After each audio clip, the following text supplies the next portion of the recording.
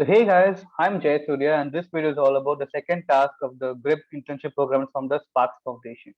To tell about myself, I'm a data enthusiast and these are the tools which I deal with. These are topics I deal with: Python, MySQL, machine learning, statistics, Tableau.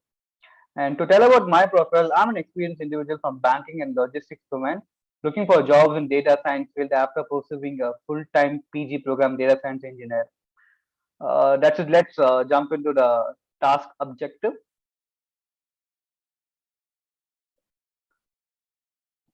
So this is the second task objective. We're going to predict using unsupervised machine learning, and the data set is it's a famous data set, it's Iris data set, and we're going to use Python for it. Okay, so let's jump into the code file. Yeah, we are with the code file. So before explaining about the clusterings and getting into the code file deep, so I just want to explain what is unsupervised learning.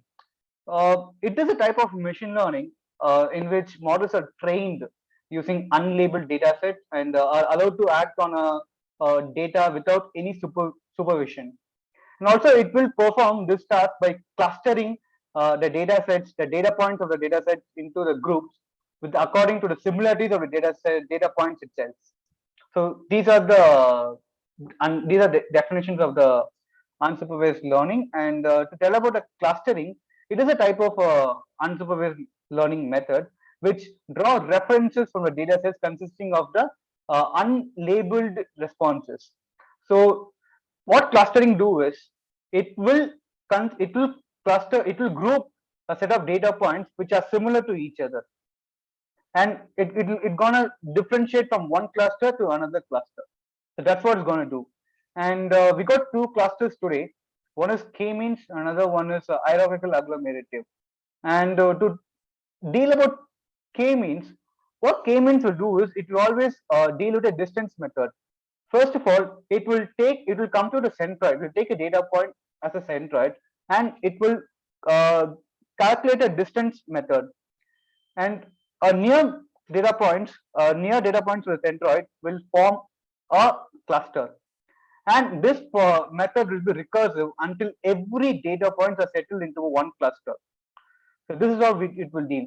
And the important parameter of the k-mean should be the distance within a cluster should be very, very less, and a distance between a cluster should be very, very high.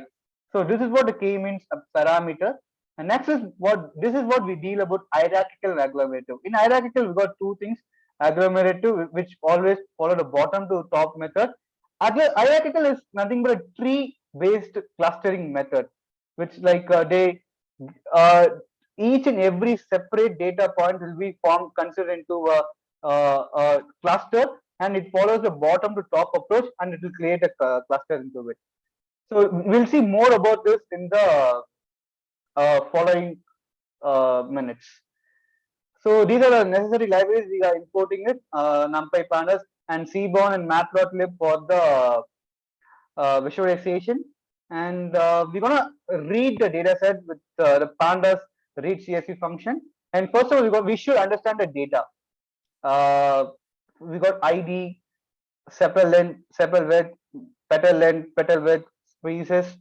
So first of all, we should understand the data. We're going to the data.info, and we see that there are no null values present, or all are evenly selected. And the data types, we got three data types in our data set. Well, one's integer, one with the object, and other one is our float. So one categorical and other numerical ones.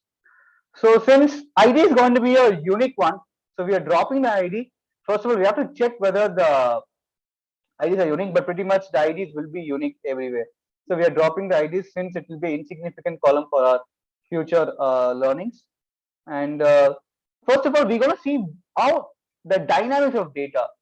So how the data are distributed, how the data are engaged within themselves. So we're going to check the outliers, whether the outliers are present in that. Yes, we could see that only on the sepal where the outliers are present, very less outliers are present. So it will not affect our data, it will not affect our algorithm much. So we're going to leave as it is. And next, checking the distribution, we could see that the data are normally distributed, nothing different in it. We could see the data are normally distributed, but for the sepal length and the sepal width are normally distributed, but the petal length and the petal width are kind of not a normally distributed one. So what we're going to do is we're going to see a transformed distribution with the NP log transformations. With the help of log transformation, also we could see that yes, it is there are slightly changed, but not much difference. So we're gonna go with the actual distribution data set. We're not going to change anything else. And for categorical column, the target column, we're gonna check about the count plot, whether the data are distributed balanced, the class balance are present. Oh, yes, you could see that all the three classes are balanced here. So that's well. But the thing is, since it's clustering and unsupervised learning, we will not be needing this column first of all, because since it's a target column, this will affect our algorithm when it comes to clustering. Our main motive is to make the clusters equally to this type of formation. So we're going to eliminate this column, we're going to drop this column, and we're going to follow a new data set as a new data frame. And first of all, we're getting into a data k-means. So with the help of sklearn package, we're getting the k-means. And first of all, we're going to deal with the errors. This WCS is also going to be called errors. And what we're going to do is we're going to put the elbow plot. With the k-means model, we're going to put the elbow plot, and we're going to see on which cluster the elbow plot will tell us on which cluster the errors are very less.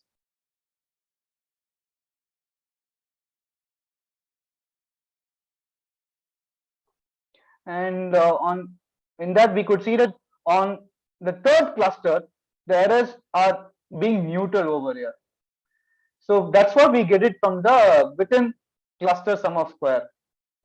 Yeah, and we're going to keep the range of 1 to 11, so that from 1 to 10, and mostly there cannot be more than 10 clusters for the Irish data set. That we clearly see that there are only 3 columns in it. So yeah, it is.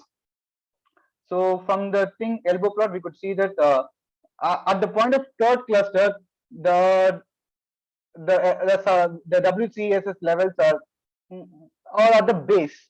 There's not much drop, much elevations in it. So we're gonna fix the elbow plot as 3 cluster. But to check this more, we got important module called Silvertip score. With the help of Silvertip score, we can get the cluster more precisely, and we can also visualize it, how much is everything. And when we see the Silvertip score, we're gonna keep the data new data frame, and we fit the Silvertip score into the data new, and we see that on the or with the second 2 clusters, there are 68% of Silvertip score, and which when we see the visualization part, yes, it can be considered also 2 clusters, but let's see the further things. Yeah, with the help of third Silvertip score, when we visualize it, we could see that it's also evenly distributed. It's also correctly distributed. There's no much imbalanced class. So we're gonna fix at the 3 classes even in this Silvertip score. And here comes an important part. We're gonna fit the k-means model algorithm to our data with the parameters of n clusters into 3 and a random state of 10. And since we fit the model k-means to the new data frame, and we're gonna see how many labels are right now. Since we mentioned 3, there will be only 3 labels 0, 1, 2, and with the help of set we're getting the 0, 1, 2. And what we're going to do is we're going to combine the models with the existing new data frame as a label columns. So here we are: sepal length, sepal width, petal length, petal width, and labels. Correctly, it is a corrected one. And let's visualize how it happens, right? For example, let's imagine a data frame, a data point. Okay, let's imagine a data point is like this.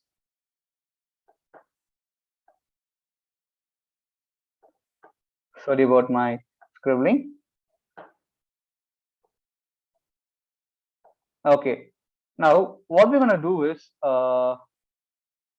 okay, now with k-means what we'll do is it will take a random centroid. And what we're going to do is it will make a distance method, and it will group the near ones, right? And same is going to be here too. Now let me change a different color. Yeah, let's say that this is the another cluster, and it's gonna convert the distance method. It's gonna convert it. Yeah. So now we got two clusters, okay? And for the formed cluster with the distance measured, now this one's going to be a new centroid for this cluster. And for this cluster and this centroid, you're going to apply the same distance measure, and it's going to form a new cluster again. This process is repetitive unless every data frame, every data points are settled in one cluster. That's it. So this is the general methods the k-means follows.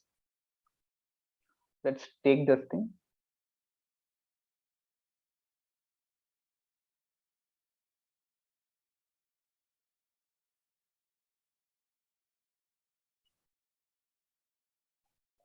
Yeah.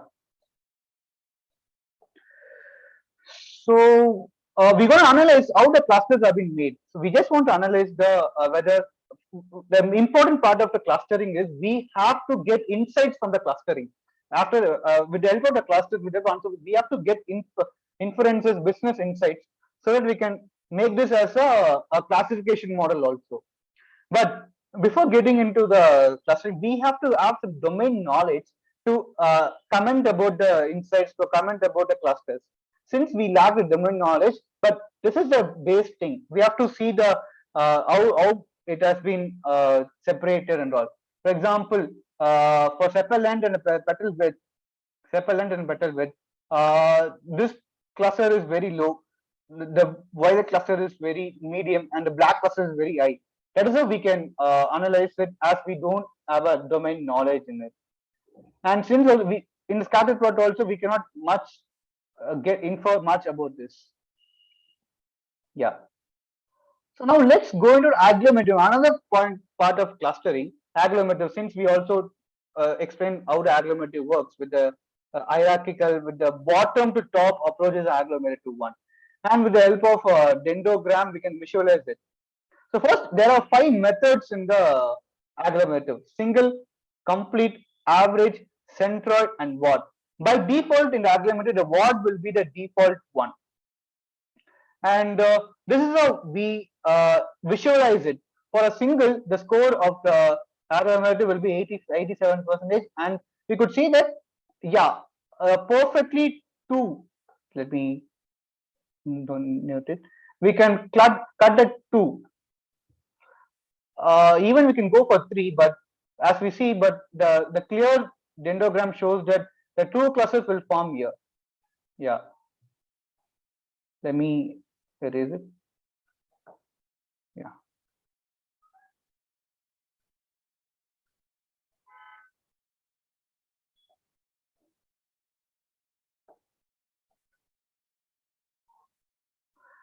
And for the next one, at the 3 clusters, at the complete one, yeah, we can have, we could see that we can easily take the 3 clusters in it. If we cut the thing, we can easily take 3 clusters in it. It clearly infers us a lot. And the score is also 86%, which is also good.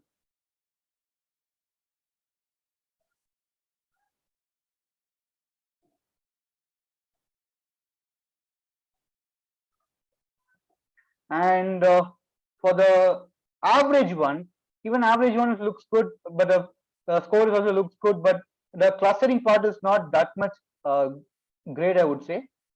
So we're gonna avoid the average part.